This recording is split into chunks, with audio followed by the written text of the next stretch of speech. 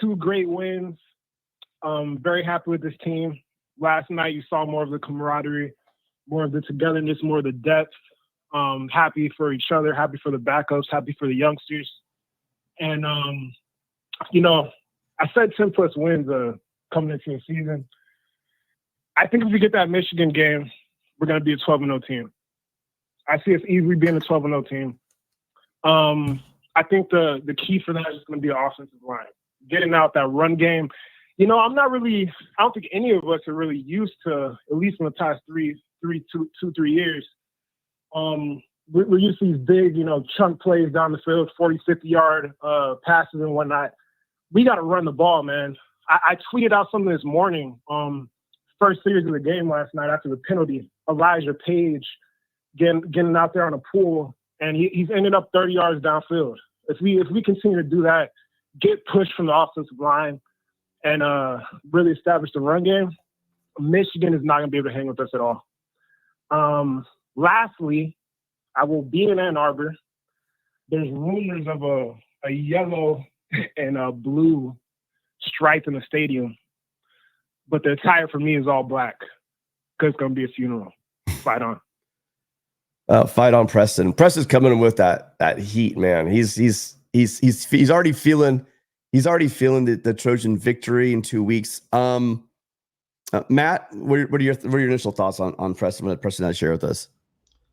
I picked USC over LSU, but if you watched our preview show, our call-in show right before LSU, I was getting pretty antsy with people picking USC by 25, 27 points.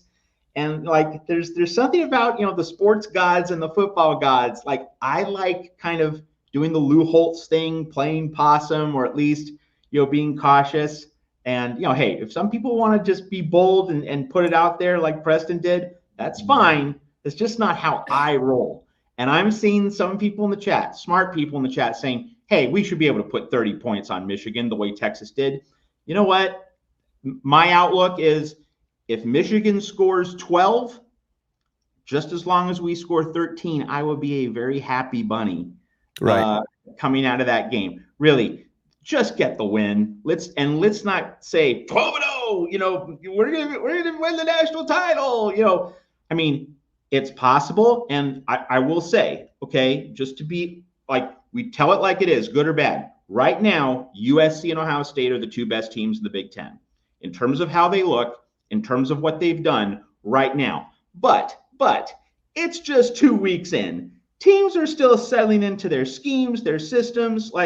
I would think that Oregon will get better. Now, we all hope that does not happen.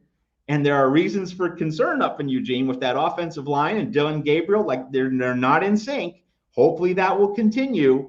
But you would think that Oregon will work its way into the season, get better, at least right now. You would think that Penn State will play better defense than it did against Bowling Green. Again, I hope it doesn't happen. I hope Penn State continues to struggle.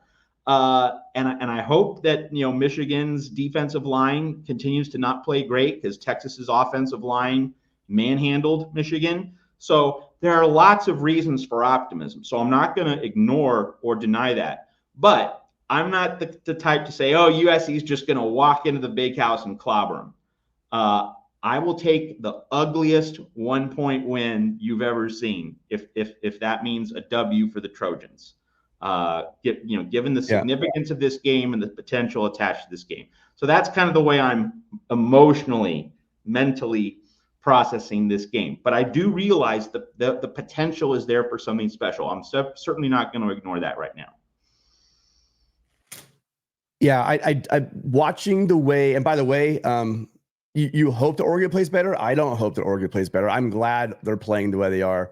I think I maybe I misheard you. They said I hope they play better, but I don't really care how they play. I don't hope they'll be better, but I do think they'll be better. Okay, I'll tell you this, because there were some years, and we're not going to lie here, if we're being honest with everybody, that we were hoping for other teams to play poorly. The cool thing is when USC's playing like it's playing, when USC's playing like it should play, I don't really care how anybody plays. If I've seen from this team in 2 games, if USC brings that to the game, we play with anybody this year. You know, again, I said a couple of times that you give Lincoln Riley a decent defense, and wow, look at what this offense is going to do. And people said that for years, but he didn't have one. Well, now he has one, and he doesn't have a decent defense. I mean, we don't know, Matt, how good this defense can be. We know it's good. We've seen 2 games where, I mean, last night Lincoln Riley said, you know, that it's not easy in modern football to pitch a shutout, and that's very, very true. You know, it's probably easier to score 66 points, 77 points than it is for you to pitch a shutout, because just things happen. So this shows you just how switched on and on their game and on focus. I mean, hyper focus. That's one of the big things I would say about this defense. They just seem like they don't get distracted. They don't listen to outside noise. They don't let issues, or they get past mistakes and they move on to the next play. It just seems like this coaching staff has made such a huge impact on this team. Certain players that have come into our program have made a huge impact on the roster. And we just, at this point, don't know how good this defense can be. So, yeah, Oregon, sort your problems out. Oklahoma having trouble. Sort your problems out. Good luck to all you guys. Michigan, I know they're gonna have something special for us, so let's not bury them yet. Yeah, let's not. So let's do it on the field. Let's do it on the field. Amen. Yeah.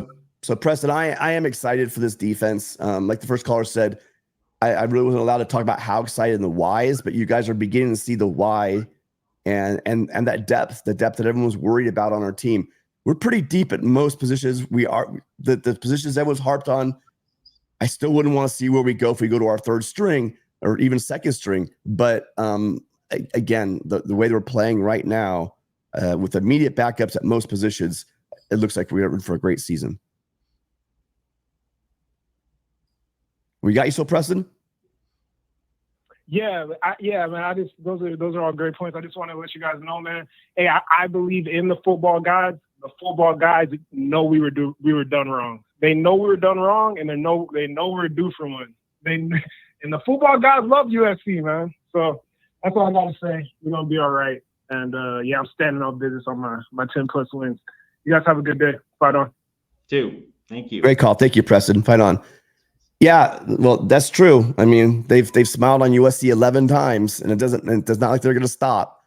And it's great. It's great. Like I always say, it's a great day to be a Trojan. It's always a great day to be a Trojan. But after dominating fashion, and then just point fingers and say, yeah, well, this is just Utah State. Great for handling Aggies. But in the past, we might have struggled to a 35-17 win, or something like that. This game was emphatic. This is the team you saw in Las Vegas.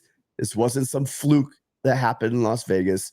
This is a solid team on both sides of the ball that play complementary football. And now we're seeing with this defense that can take it to it and give the ball right back to the offense. So again, sky's the limit. Caller, what's your name and where are you calling from? Hey, I'm Victor. I'm calling in from New York. I stayed up real late to watch that game. Really sad that the stadium lights went out for a couple minutes there. But dude, a lot of great things from last night. Defense looked awesome. Jaden Mayala, come on. I saw that fumble snap and the recovery, and then the little scramble for a touchdown. I was like, where does Lincoln Riley keep finding these guys? But it was good to see. I don't know if he's gonna get a lot of time. I hope he doesn't get a lot of time this season, because if he does, that means the moss went down. So we'll just bank that for the future. But looked good. I'll admit I was a little bit critical of the game, because I expected a win, and I was like, yeah, we gotta beat Utah State. Let's see what we can do better on. And I mean, the receivers dropping passes, didn't like that too much. But hey, if it's gonna happen at any game, let's make it happen at the Utah State game. It's not let it happen at Penn State or Michigan, because hey, that would really kill us. One more thing. After seeing like the slate of games for this week, I think Nebraska is gonna look like a much tougher game in November. Notre Dame and Michigan are gonna get better, but honestly, I don't think I've had as much faith in this team and this defense as I've ever had. So yeah, fight on, man. Let's look forward to it.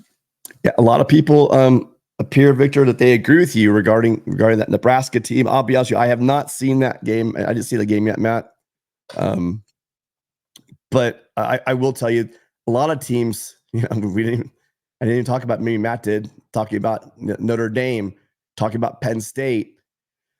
These are games I thought would be really difficult. I'm not saying that they're a breeze. I'm not saying, but I'm saying all the teams that we were putting high on this pedestal and saying, gosh, I really hope USC could rise to the occasion. I hope that our depth is good enough for it. I mean, USC has answered all the questions. Now we have more questions from these other schools, and it'll be interesting to see, one, how the media sees the situation after week 2. I know that Mark Rogers and that Matt Zemek are going to be very clear how they're going to treat schools that squeak past, inferior talent, just getting by a Houston, for instance, just a field goal to beat a Boise State or losing your game on Saturday. I know how they're going to treat that stuff. It's going to be really interesting to see how the national media does when USC continues to play how they are. I'm assuming, that USC is going to make a nice, consistent move up. It's going to be hard because you're still going to have that, it's Utah State stuff. But with the LSU before it, it's really difficult to make that argument. Update. So in the coaches poll, and we're going to publish that coaches poll when we're done with the show today here at the Voice of College Football. Oregon 6. Oregon did not move down after just barely skating by Boise State at home and getting outplayed for most of that game at home at night. USC moves up 3 spots to 11. So still, Oregon 5 spots ahead of USC, even though USC has the win over LSU and absolutely obliterated Utah State, while Oregon has looked like trash. And that just tells you how lazy these voters are with their rankings, and also how, the preseason poll dictates. Well, they were number 3 to start the season, so maybe we'll drop them down a little bit, but we're going to still keep them ahead of the team, USC, that we had at number 23. So USC's moved up, but the idea that you can rank Oregon 5 spots ahead of USC or anywhere ahead of USC after the 2 weeks that you've seen, you are not a serious person if that's your view. Yeah, well, we remember last year, and granted, they were probably right on it. They were probably smack dab right. Obviously, they did call it. But it's weird how certain teams get moved when they win, right? And other teams when they play poorly. And by the way, I get moving a team down that wins when they look poorly and there's flaws to their team. When you look at the reason why you don't move Oregon down just because there's a close game is because, hey, teams come to play, whatever, etc. The other teams didn't come to play. There's a lot that gets baked into a football game. But when you see the consistent issues on the offensive line that you're seeing in Oregon, you see a huge flaw to a team. And you see them having difficulty at both sides, actually, of the ball with the Boise State team. You have to sit there and scratch your head and not just go, Dan Lanning and SEC and Dan Lanning in the SEC of the West, number 6. And that's what you begin to hear from some of this stuff. And it just gets a bit tiring. Sure USC does. still not. So this is the updated poll. Yeah, right, Matt? Yep, that's right. And USC not in the top 10. I'm not sure what football these people are watching, but hey, the bias is clear. And it's more free motivation for this team. So yeah, you keep winning, and it's gonna be fine. I just would love to see that how the elevator, the cord gets snapped if certain teams lose a game and other teams have difficult games and they win and they really don't have much of a move. And there's no excuse to keep Oregon in the top 6. I'm not saying they drop out of the top 10, but explain to me why they're still they have no ding for what happened to them. That's pretty crazy.